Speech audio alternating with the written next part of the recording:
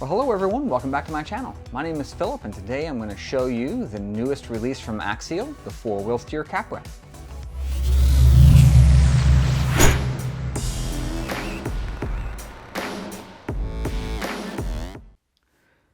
Well guys, before we get too much further, I just wanted to say thank you very much for stopping in and taking a look at another one of my videos. And if this benefits you in some way, do please consider giving me a like and a subscription. That would really help me out. Well, with that out of the way, what you see in front of you is the newest release from Axial, the Capra 4-wheel steer. This model is nearly identical to the previous version of the Capra, only with a slightly different chassis to accommodate the rear servo and of course the rear steer feature. The controller that's featured in this model is the DX3 controller.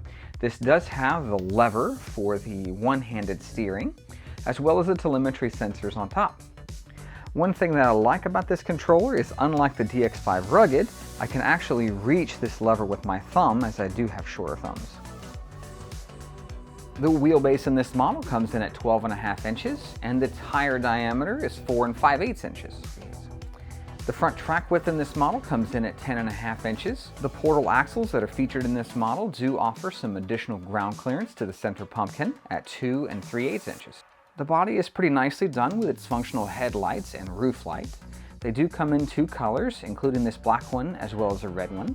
The one thing I wish they would have done on a personal level is use the red fuel tank on the black chassis and the black fuel tank on the red chassis for some added contrast. The tires are a licensed Trail Grappler Nitto tire, and the compound of this rubber is pretty nice, so it should provide plenty of traction.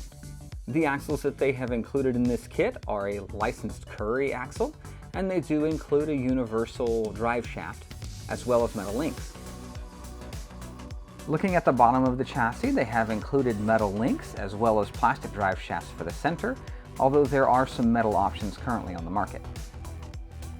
The electronics featured in this model are 2 S614 Metal Gear servos with 15 kilograms of torque each, a 35-turn brushed motor, and the Firma 40-amp brushed smart 2-in-1 ESC and receiver unit.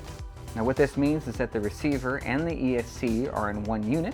Should you want to upgrade either, you'll have to replace both. The required battery for this model can be a 2 or a 3S LiPo, but you will need a standard shorty pack. Standard long packs do not fit in this model. The hood covering the battery could use a little bit of extra clearancing. As you'll see, if I lift the hood and let it go, it will kind of slam close. The fuel tank that I mentioned earlier in the video is an empty functional box, so should you wish to add anything to your model, this could be a nice storage space for that. The shocks in this model are measuring 100 millimeters. They are a threaded metal bodied shock with plastic caps and plastic rod ends.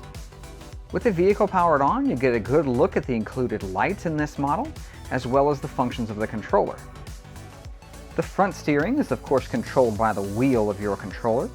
The rear steer would be controlled by this button that would be located at your thumb. Pressing the button one time will give you a 50% steer. Pressing the button again will give you a 100% steer.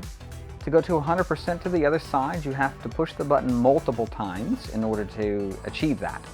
So 1 press, 2 press, 3 press, 4 presses would be 100% steer in the rear. In this red version of the truck, I've been playing with the DX5 controller. Now this controller offers you some program mixing that you can take better utilization of that rear steer. So in this mode, I have it set up so that it is doing the crab walk. If you push this button down, this will engage more of the rear steer for tighter turning radiuses. Push the button again, this will give you just front steer. The button one more time will give you just rear steer. Now if you'd like a video on how I've managed to set all this up, just leave it in the comments and I'll see if I can get that done for you. Now with all the spec stuff out of the way, let me give you the silent tour.